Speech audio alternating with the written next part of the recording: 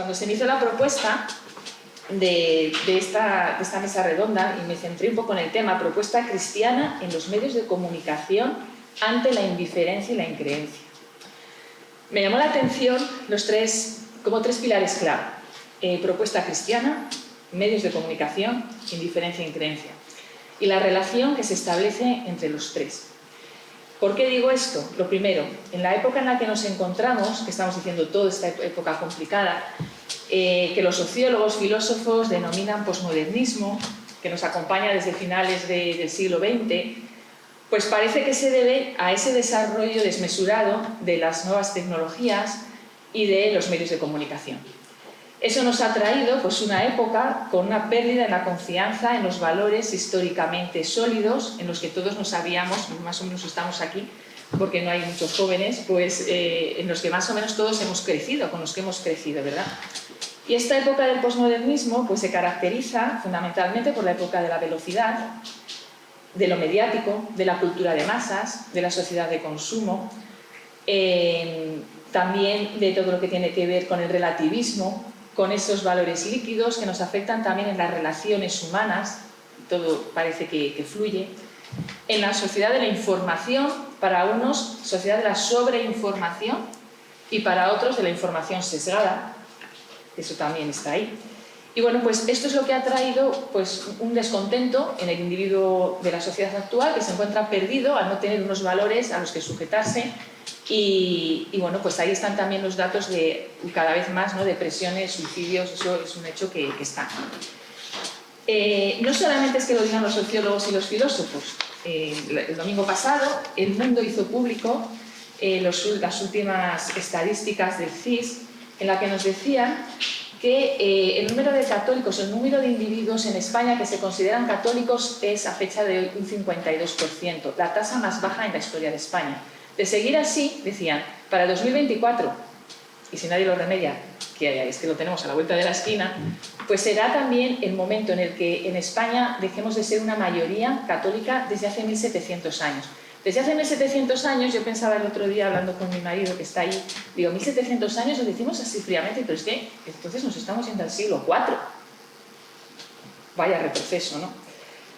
Desde luego es necesario comunicar el mensaje de Jesús en los medios de comunicación. Y no es una cosa que la Iglesia se plantee ahora, que parece que nos asustan estos datos, sino que ya desde el Concilio Vaticano II, los decretos que fueron fruto de este Vaticano, pues ya se hablaba de ello, ¿no? De los 9 decretos, en 4 de ellos se habla explícitamente de la relación entre medios de comunicación e Iglesia. Uno en concreto, el Intermirifica, señala que es importante que se haga uso de los medios de comunicación, siempre que sea de una manera ética, si se considera que es necesario para la difusión de la cultura cristiana. Ya no solamente desde el Concilio Vaticano II, si llegamos más allá hacia nuestros días, hacia los papas con los que nosotros hemos ido creciendo, como es San Juan Pablo II, Benedicto XVI, el Papa Francisco, son muchas las alusiones que hacen a la necesidad de comunicarnos a través de los medios de comunicación. Ahora ya viene la tercera pata de estas cuestiones, ¿no? ¿Cuál es la propuesta cristiana? ¿Cuántos programas, podríamos decir, existen en el momento actual que pongan de manifiesto los valores del Evangelio? Desde mi punto de vista, esa propuesta hoy día es escasa. Si hablamos de los medios generalistas, pues casi es nula.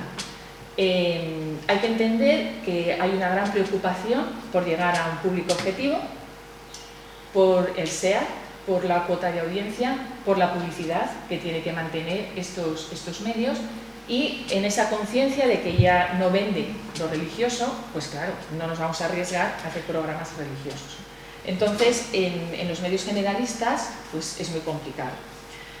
Si hablamos, por ejemplo, también de la prensa generalista, que podríamos asociarlo un poco a la situación de los medios a lo mejor en televisión o en radio, hace poquito, en el 2020, pues la Universidad del País Vasco sacó un estudio en el que se había hecho como un vaciado de noticias en prensa sobre temas religiosos. Y analizaban 3 periódicos, El País, El Mundo y el ABC.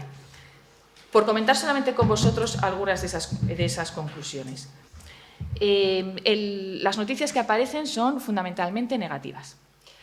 Si aparecen las noticias va a ser algo, por ejemplo, como algún viaje del Papa, alguna declaración que pueda ser polémica, porque eso también interesa, por supuesto los abusos en la Iglesia, y este tipo de noticias que, si de casualidad van acompañada de alguna noticia positiva, esta noticia positiva siempre va a quedar totalmente olvidada en ese mare magnum de las malas noticias.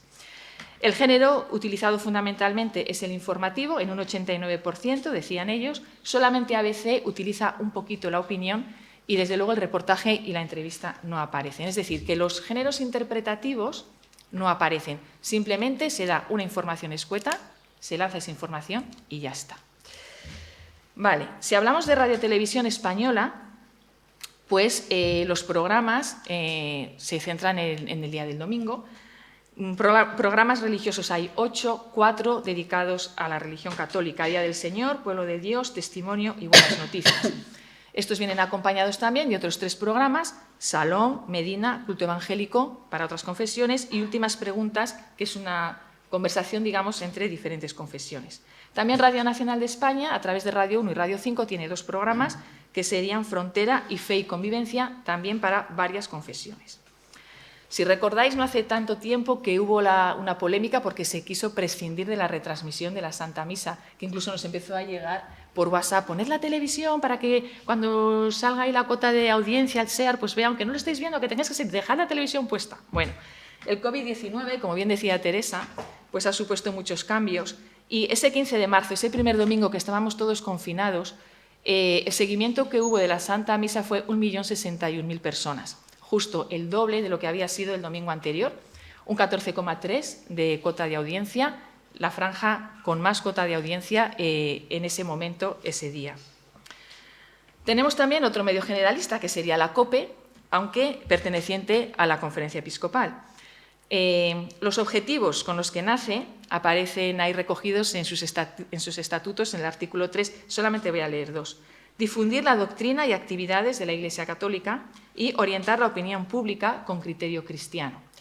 Creo que lo consiguen en los programas que son específicamente religiosos, pero también es un medio generalista que tiene que llegar a un público amplio, que depende de una publicidad, y hay otro tipo de programas en los que para nada aparece la religión. 13 Televisión sí que es cierto que incluye programas, bueno, también ocurre lo mismo en COPE, que ya no son solamente el domingo, sino que también a lo largo de la semana podemos encontrar programas dedicados a cuestiones religiosas, como la linterna de la Iglesia, el espejo, bueno, a grandes trazos, etc. Junto con todos ellos, pues tendríamos la familia mundial de Radio María, la que no le preocupa tanto la publicidad y que allá donde estemos nos acompaña. Todos tendremos la experiencia de pasar por un túnel, por un lugar donde no llega ninguna señal, pero Radio María siempre llega y siempre nos acompaña. Creo que Radio María necesitaría una campaña de publicidad importante, porque yo, cuando hablo con ciertas personas, piensan que es una radio para mayores, una radio para personas súper religiosas, muy tradicionalistas, con programas como anticuados, y no deja de haber también programas para jóvenes. Y bueno, pues yo creo que sería bueno una buena campaña publicitaria de darse a conocer, ¿no? Y luego también, pues en el ámbito autonómico, pues hay emisoras católicas, como por ejemplo, dependiendo del Arzobispado de Barcelona, Radio Estel. Con todo este panorama, pues podríamos decir, ¿hay presencia de programas? Pues sí, hay presencia de programas, pero a mí no me parece suficiente. No me parece suficiente porque creo que sería importante llegar no solamente a través de esos programas religiosos, sino en esos programas generalistas, como decía. ¿Y por qué? Porque yo pienso en mí misma. A mí no me gusta nada el fútbol. Claro, yo nunca me voy a conectar ni a Tiempo de Juego, ni a Larguero, ni a ninguno de estos. Pero sí que es cierto que sigo algunas tertulias, y en esas tertulias, pues lógicamente, pues sale el tema del día del fútbol y lo escucho, incluso casi que me agrada, porque luego en las conversaciones de café con compañeros, con amigos, pues te estás un poco al día, ¿no? Pues eso es lo que quiero decir también con relación a los programas religiosos. A los programas religiosos nos acercamos los que ya somos del mismo equipo, pero claro, habría que llegar a otros que todavía no son, ¿no? Y quizá pues habría que llegar a través de esos otros medios y de esos otros programas más generalistas. Que la influencia de los medios de comunicación es fundamental en la construcción de la realidad, nadie lo duda. Y los periodistas que me acompañáis lo sabéis por todo lo que tiene que ver con la teoría del agenda setting. Cuando un medio decide lo que es noticioso, lo que merece la pena que se cuente, lo que es información, eso es lo que al final va a crear una opinión pública. Lo que aparece en los medios crea pues ese sondeo, esa opinión, ¿no?, en la sociedad. Si conocemos lo que es la agenda mediática, pues conoceremos lo que es la agenda de la sociedad, la agenda social. Y evidentemente va a influir en lo que es la opinión, en las actitudes y en los valores de las personas. Nos quedaría otra pata importante en los medios de comunicación, que son las redes sociales. Y desde luego ahí los creadores de contenido podemos ser todos, ya no son solamente las grandes empresas de comunicación.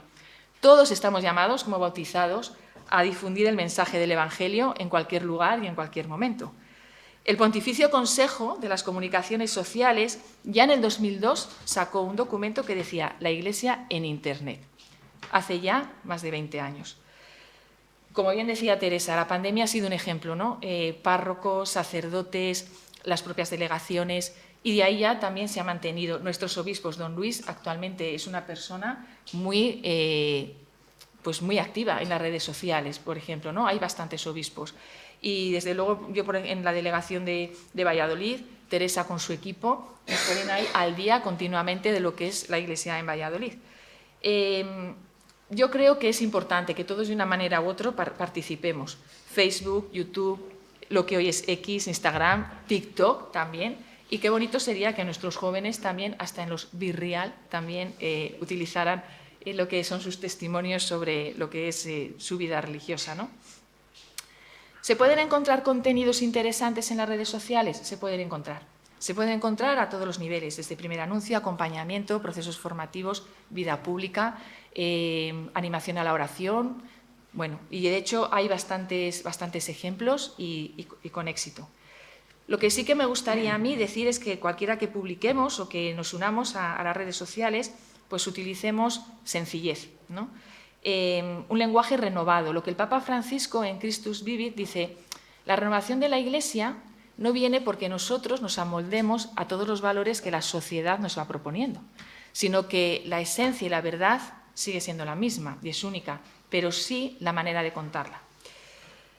Yo creo que la riqueza de nuestra Iglesia y los diferentes carismas se perciben en las redes sociales, pero la verdad es que tengo que decir que a veces me entristece, a mí que me gusta verlo bastante, cómo a veces nosotros mismos estamos divididos, cómo nosotros mismos nos faltamos el respeto unos a otros en las redes sociales llegando al insulto.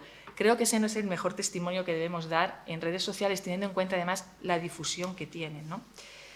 Y por último, solamente ya, no me quiero alargar más, decir que yo empecé de una manera un poco negativa, hablando de lo que era la sociedad actual, los datos que nos acompañan, pero una cosa es ser un iluso, otra cosa es tener los pies en la tierra y otra cosa es ser pesimista. Yo creo que el pesimismo que nos lleve a la apatía no es buena, yo creo que tenemos que tener ilusión, como cristianos tenemos que tener esperanza y para nosotros es un reto esta época en la que nos encontramos. Cada época tiene su aquel. Otras épocas también han sido complicadas. Y yo creo que lo que nosotros debemos hacer es hacer uso de los medios de comunicación. Si utilizamos los medios de comunicación y los reivindicamos, pues a lo mejor empezamos a ser importantes para la publicidad, para crear ese tipo de programas y, por supuesto, en las redes sociales, todo el que tenga capacidad, posibilidad y se anime, ahí están abiertos para todos.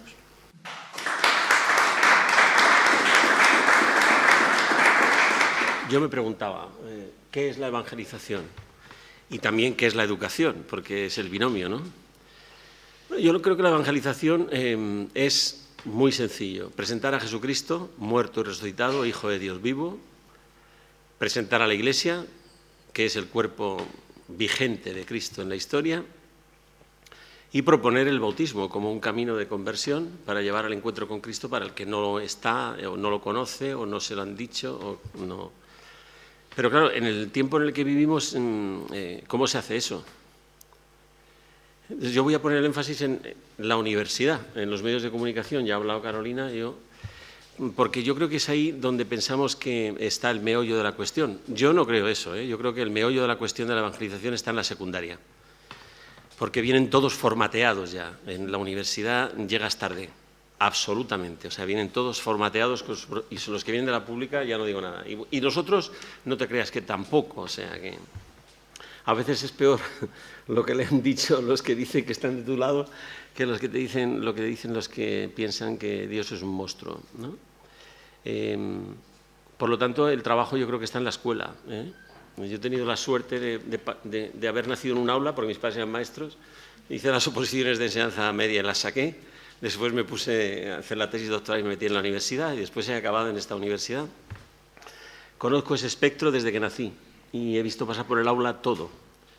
Y lo que estoy viendo ahora es sobrecogedor, porque el problema no es el ateísmo, ya está, eso forma parte del humus cultural en el que vivimos, sino lo que yo llamaría el egoteísmo, ¿no?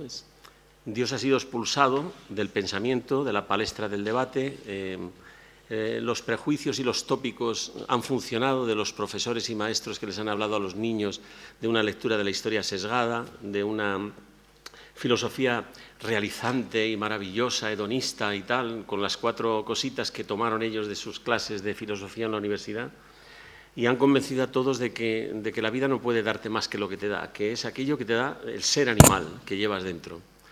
Por lo tanto, es simplemente espasmos del placer, sensaciones, mucha emoción vivida intensamente, pero ya nadie escucha un párrafo argumentativo. A nadie le puedes explicar las vías de Santo Tomás, no tienen tiempo. Todos son tweets emocionales y tal, ¿no? Los chicos están metidos en las redes y no pueden prescindir de ellas, han sido fagocitados por ellas. Hablar en las redes no tiene ningún sentido, en absoluto. Siento decirte que yo estoy en todo, en Facebook, en Instagram y en todo, porque esa ha sido una prescripción de mi rector, hay que estar ahí. Y suelto todo lo que puedo y escribo en revistas digitales y dirijo una sobre la violencia de la religión y tal, pero no vale para nada, porque nadie se atreve a aventurarse en la tribu de otro. Y como todos hablan la jerga de su tribu, pues hablamos todos de lo mismo, nos interesamos por lo mismo ¿sabéis vosotros cuántos metros recorre al día este dedo haciendo sweeping en la pantalla? Está estudiado, ¿eh? 200 metros diarios. No te da tiempo a leer nada, vas a una velocidad que te mueres, no lees a fondo las cosas, simplemente pasas titulares, fotos, 200 metros al día.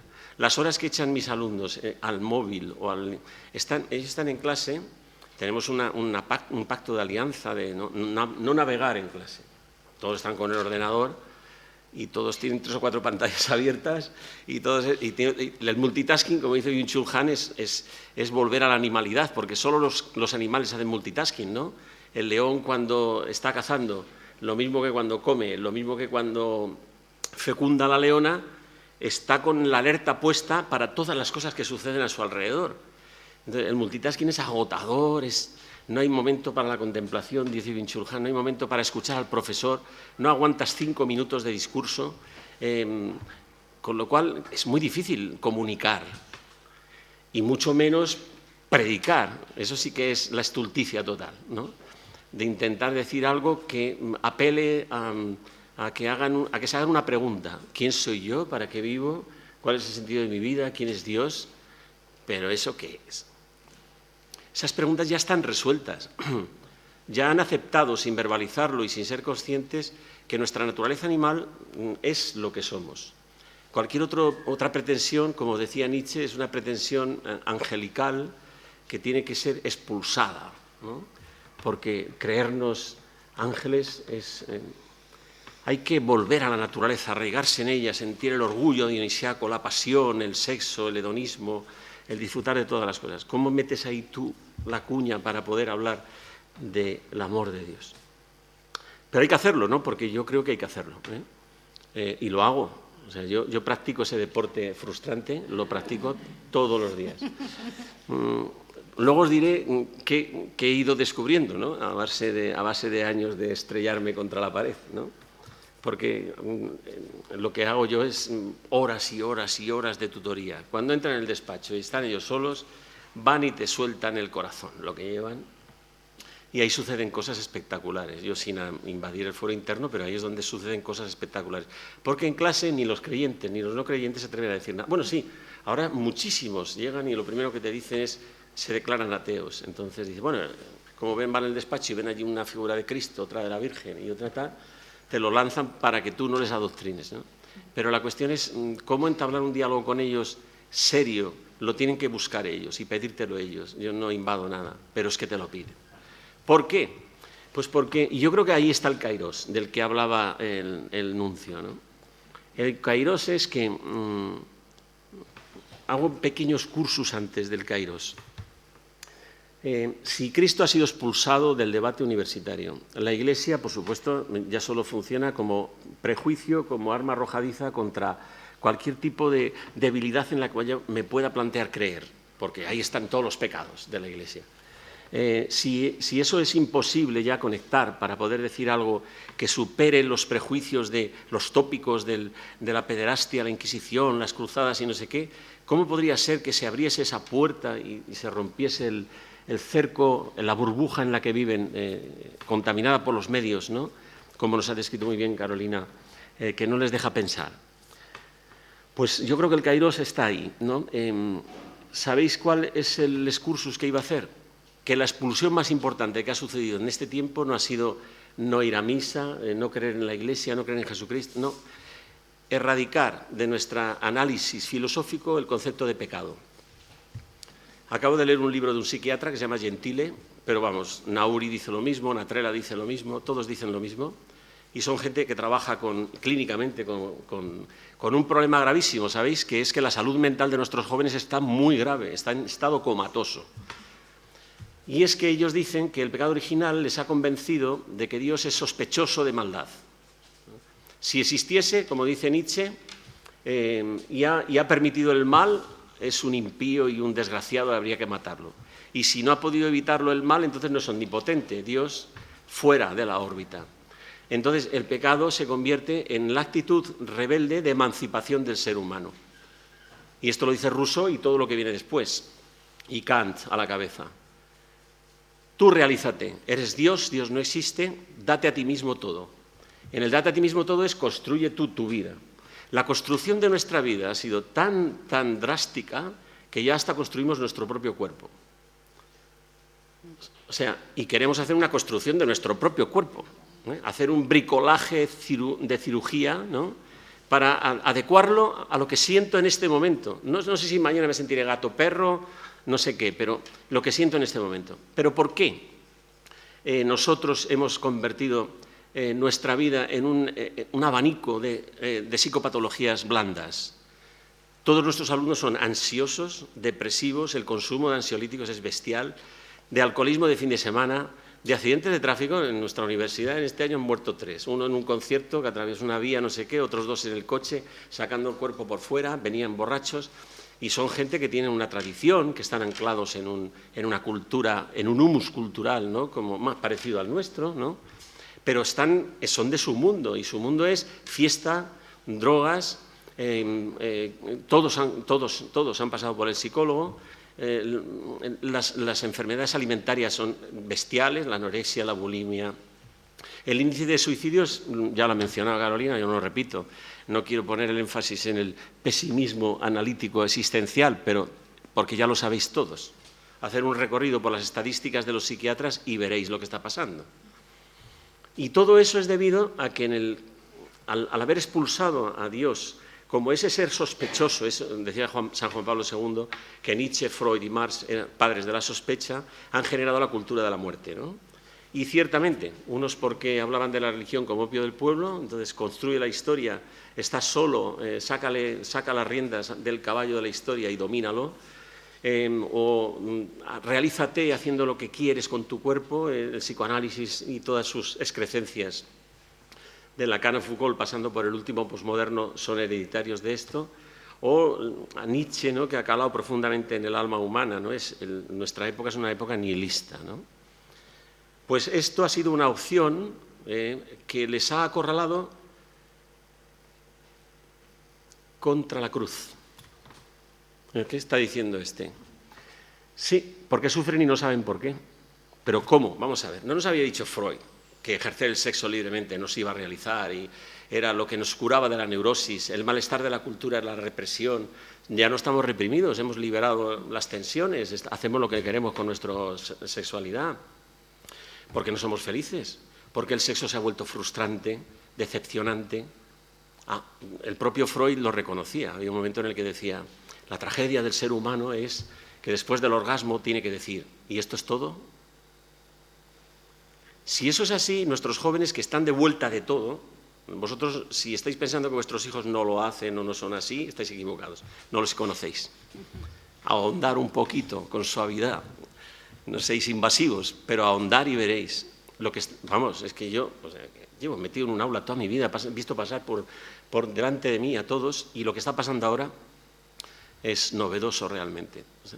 Delante tienes gente muy enferma psicológicamente, solitarios, nómadas de las experiencias de todo tipo, no saben cómo clasificarlas, cómo organizarlas, no tienen referentes, no creen en la verdad, porque la verdad es fluctuante, es fluida, como el sexo, no creen en nada que sea absoluto, esa falta de referencia les hace inestables. Yo el otro día hablaba en un colegio a 140 profesores en Madrid y le digo, ¿cuál creéis que es el problema de vuestros adolescentes? ¿Qué les pasa? Y salta uno de los profesores y dice, se sienten inseguros. Digo, exactamente. Y porque se sienten inseguros, se entregan a lo primero que les ofrece cierta seguridad.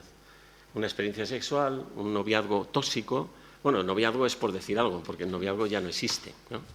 El noviazgo, que era esa fórmula maravillosa de la cultura católica que consistía en intentar conocer a otro para ver si es aquello que Dios ha diseñado para ti, con la vocación que tenías para el... Eso ya no existe. El noviazgo era para saber que no viste nada, no vio nada. Y no te ha dado tiempo a verlo porque te has acostado con él inmediatamente. O sea, hay unos tinglaos en las aulas que no os podéis ni imaginar. Si esa situación, de alguna manera, se nos ha ido de las manos, y eso es consecuencia de ese pecado original en el que, sospechando de Dios, gracias a esto que ha quedado impregnado en la cultura, que son estos grandes filósofos, y resulta que lo que nos han ofrecido es la soledad, las depresiones, las drogadicciones, las adicciones, no os podéis imaginar, y las adicciones al juego, la ludopatía. O sea, es que todo está lleno de psicopatías blandas, ¿no? Pues habría que volver otra vez a poner el pecado en el candelero del debate. Porque el pecado no es la transgresión que nos han hecho creer, que se refería siempre a esas cosas que tenían con la morbosa burguesía que se asustaba al ver el tobillo o la rodilla de una chica. El sexo no tiene nada que ver con el pecado. Dios se compadece de nuestras miserias y lo que quiere es que no suframos y que seamos felices. Lo que quiere ofrecernos es que entendamos realmente qué es el pecado y a dónde nos lleva el pecado. Y el pecado solo es una cosa, que es lo que nuestra cultura ha asumido. Es la soberbia de ser dioses, el egoteísmo. Yo solo creo en mí. Vivo solo, me doy gusto a mí mismo, los demás son objetos de usar y tirar, negocio con en ese mercadeo permanente y me muevo turismeando. El turismeo es lo que dice Peter Sloterdijk, pues hago turismo interior, probando pastillas, probando experiencias, o hago turismo exterior, cuando ya eres burgués, estás asentado y harto de todo, a conocer mundos exóticos y a ver si el Munch va a la luna y yo puedo apuntarme. Pero es un viaje hacia la nada. Y ese es el problema. Por eso digo que hay un kairos, que es que se están dando cuenta ya de que están abocados a enfrentarse al absurdo sartreano, a la nada real, que han agotado todas las expectativas y no las han cubierto. Y por lo tanto tendrán que mirar a otro sitio. El kairos es que la cruz dice, Sartre mismo lo decía, pobre de aquel hombre que Dios le aprieta con su dedo contra la pared. Es decir, que le pone la cruz encima y no se la puede quitar. Si estos chicos ya no saben qué es el amor, cómo relacionarse, cómo obtener una vida realizada y lograda, nadie les habla de esto.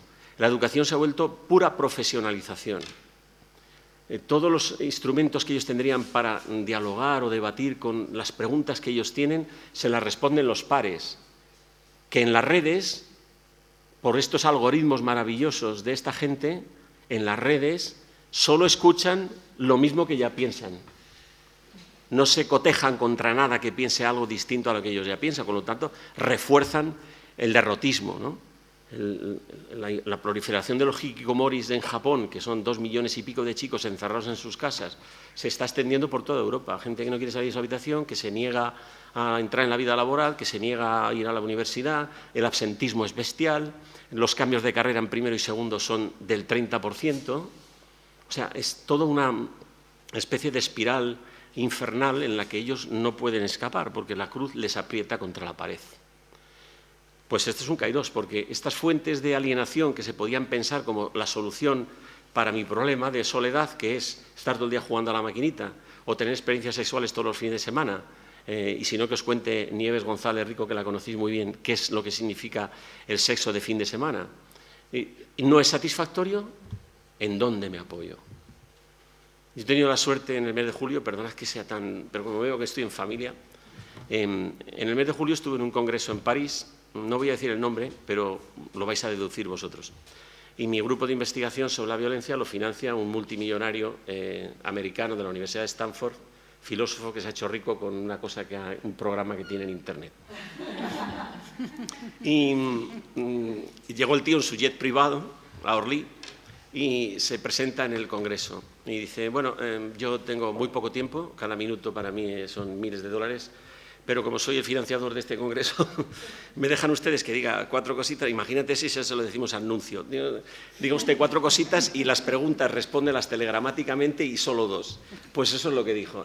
A mí no me den lectures, porque ustedes cuando preguntan es para soltar su rollo. No, concreto que yo me tengo que marchar. Así de soberbio era. Pero fue luego de una profundidad. Porque dice, mira, yo lo he logrado todo. Yo soy filósofo y resulta que me he hecho rico con el conocimiento de la informática, de las redes, de los sistemas de pago por Internet. Soy un tío que podía estar feliz y realizado, pero he descubierto que nothing is enough, no es suficiente. Después también me he realizado sexualmente, porque yo soy homosexual y vivo con mi pareja y hemos adoptado un niño, y entonces como padre y como sexo expresado con libertad, también lo he realizado. A mí no me corta nadie, ¿no? Mis apetencias, ¿no? Lo que deseo lo realizo. Nada es suficiente. Cualquier cosa en la que yo he tocado buscando ya hacerme con el paraíso, se me ha escapado de las manos al conseguirlo. Nada me es suficiente. Y en esta situación nos encontramos siempre buscando la siguiente cosa en la que pensemos que ya será suficiente. Pues no, todo es absolutamente insatisfactorio. Entonces, una de las preguntas muy buenas que le hizo Wolfgang Pahlaver, que es es el encargado del Vaticano para el diálogo interreligioso, que también está en mi grupo, bueno, que estoy yo en su grupo, perdón, hablemos con propiedad, le dice, ¿está usted a las puertas de la santidad? Porque ese es el abismo que le lleva a uno a buscar a Jesucristo, el kairos que yo digo de la cruz que te aprieta contra la pared. Pero claro, él lo entendió al modo americano, pensando que se trataba de presentarle una confesionalidad, ¿no? Dice, no, yo no soy religioso. Dice, no, yo no le estoy diciendo eso, pero ya le cortó, no quería seguir hablando, ¿no? Pero claro, ese es el punto. Como decía Leon Bloy, que era un mujeriego, un hombre muy problemático desde el punto de vista moral, nuestra frustración y nuestro dolor y nuestro sufrimiento es no ser santos. Y eso es lo que le quería decir Pahlaver a este señor. Entonces, claro, ¿cuál es la propuesta? La siguiente parte, ¿no?, de la educación. Sí, la evangelización necesita ese análisis del diagnóstico de la realidad, saber con quién estamos, cómo nos la jugamos. El diagnóstico es evidentemente pesimista, es lo que dicen los psiquiatras, no lo digo yo, y están ahí las estadísticas. Pero ¿cuál es la propuesta? Porque no podemos, yo consufro con el mundo. Yo veo a mis alumnos deshechos de 1000 experiencias. El libro que he publicado ahora de Encuentro del amor en tiempos incrédulos es porque llega una chica a mi despacho un día destrozada porque la había dejado el novio y dice que estaba triste, pero estaba ilusionada porque iba a hacer una experiencia nueva, porque sus amigas le habían dicho que lo que tenía que hacer era ser heterocuriosa.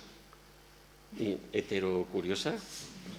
¿Eso qué significa? Pues que tengo que probar con chicos, chicas, con todo lo que pille para ver, porque a lo mejor yo me había obsesionado con este chico y no era el adecuado. Digo, fantástico. Te puedes imaginar la tutoría, ¿no? Entonces, ¿cuál es la otra parte del binomio? La educación, ¿no? Bueno, la educación tiene que hacer una cosa muy sencilla y es proponer el querigma, ¿no? O sea, tú no puedes dejar de decir que Cristo ha muerto y ha resucitado por amor y que el éxtasis paradigmático de lo que tú sentirías como amor es que alguien dé la vida por ti. Con los ejemplos sencillos y a veces malos, porque no siempre se cumple esta ley, de que tu madre ha dado su vida por ti en el parto, ¿no? Yo qué sé, algún ejemplito de estos suave, nada comparable desde el punto de vista de lo que ha hecho Cristo, ¿no? El querigma es absolutamente necesario, es la estulticia de la predicación, aunque se rían de ti porque ya esas claves no las tienen para poder interpretar lo que estás diciendo y que no lo interpreten como un lenguaje adoctrinador, religioso, trasnochado.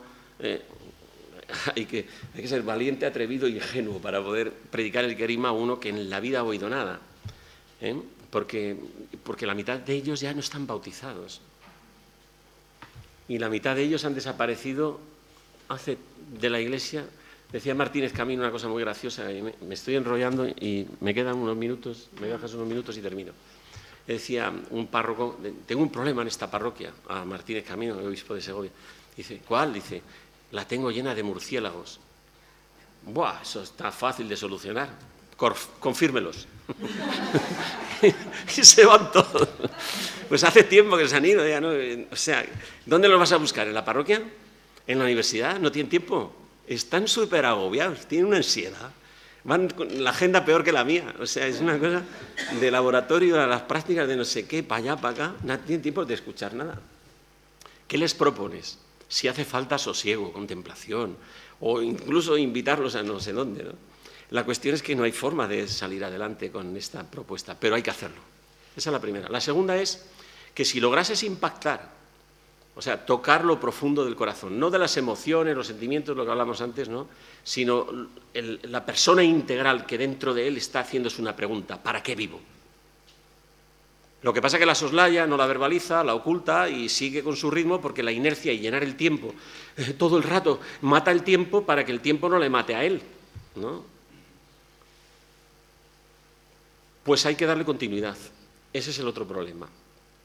Porque nosotros impactamos mucho emocionalmente. Nosotros tenemos garantizado en la matrícula una peregrinación a Santiago, o a Roma, o a Tierra Santa. Y muchos vienen tocados y no están bautizados, ni confirmados, ni nada creen. Pero vienen impactados, algo les ha pasado. Pero luego, ¿qué haces con ellos? ¿Dónde los insertas? ¿Cómo le das continuidad? Además, en la universidad están 4 años. Y el que más está 5 y el que hace un máster 6 y vete tú a saber, ¿no? Crear un cuerpo de Cristo, una comunidad, es fundamental, de acogida, un útero, para que crezca el feto, que acaba de incoarse en esa fecundidad impactante de una predicación en Tierra Santa, ¿no? Es una inversión monetaria espectacular, no quiero decir nada aquí al jefe, pero es una inversión importantísima, hemos tenido grandes conversiones, pero hay que darle continuidad. Por eso la Iglesia tiene que crear, convocar, porque el toque de la gracia es necesario, la predicación del querigma, pero al toque de la gracia hay que añadirle la apuesta, ¿no? De crear ese cuerpo como hacen algunos chicos, oye, podríamos seguir hablando de sexo y hacer un grupo de teología del cuerpo. Yo le añado lo de teología del cuerpo. Ellos dicen hablar del sexo y de teología del cuerpo y podemos seguir. Sí, venga, pues vamos a reunirnos fuera de horario y el cura que venía conmigo lo continúa, le da una continuidad. Bueno, pues el toque de la gracia y la comunidad es fundamental, pero lo verdaderamente definitivo, y con esto acabo, es lo que Francisco dice, lo que San Pablo VI decía, San Juan Pablo II y Benedicto y todo el mundo, y lo que es la experiencia de la Iglesia primitiva. Lo que llama a la fe, dice, y San Juan Crisóstomo lo decía, es ver a otro como es cristiano. El testimonio. El testimonio, la palabra testimonio viene del latín, del griego, no lo podemos entender hasta que no hablemos del griego, porque es mártir. El testigo es que pierde la vida, quita el reloj en las tutorías, ¿sabes? Aplaza todo su ser, porque el otro te está demandando la vida. Y no le puedes poner pegas a un tío que está muriéndose a chorros y que no sabe cómo decírtelo. El testimonio es, mira cómo vivo, O lo que dice el Concilio Vaticano II, mirad cómo se aman. O ven y sígueme, o mira, o lo que decía en la JMJ el Papa Francisco, que es lo único que se me quedó a mí, de los dolores que tengo en la espalda todavía de las piedras del campo. Llevé a 250 jóvenes allí, pero me saltó rápidamente a la memoria para siempre la frase de que lo más misionero y evangelizador que existe es la alegría. Pues ya está. Aunque esté muerto y hecho un asco, aunque esté muerta y hecha un asco, querida hermana, siempre alegre, porque la gente está triste, está amargada, tiene espasmos de apariencia, ¿no? La risa, jajaja, espasmódica y tal, pero hay una tristeza profunda en el alma. ¿Cómo se combate la tristeza? El antídoto es la alegría. ¿Y la alegría cómo se adquiere? En el amor con Jesucristo, ¿no? En la relación íntima con Jesucristo. Llevarles a esa relación íntima con Jesucristo es la tarea de la educación. Para una vida lograda, lo que tú puedes hacer no es hacer un gran ingeniero o un gran médico, que es buenísimo que lo hagamos, pero si le presentas a Cristo y le haces sentir la capacidad de ver en el enfermo a Cristo, el rostro de Cristo en el enfermo, un médico, porque la medicina ya se ha deshumanizado, en cualquiera de los profesionales que formamos en la universidad, ver en el que sirve el rostro de Cristo, eso es la educación integral, la educación lograda. El tema es que eso implica la muerte del mensajero. Es decir, el testigo es mártir. Por eso la frase que dice, y termino ya, la cito, de todas las hojas que traía me voy a concentrar en esta frase, y que sale del Evangelii Gaudium, que lo dice todo, ¿no? Y con esto hemos llegado al punto decisivo. Ser testigos es manifestar la fuerza imparable de la resurrección, que provoca por todas partes gérmenes de ese mundo nuevo. El punto decisivo es: solo quien se da a sí mismo crea futuro. Quien solo quiere enseñar, quien solo desea cambiar al otro, permanece estéril. Pues eso es la educación para mí. Y cierro el binomio.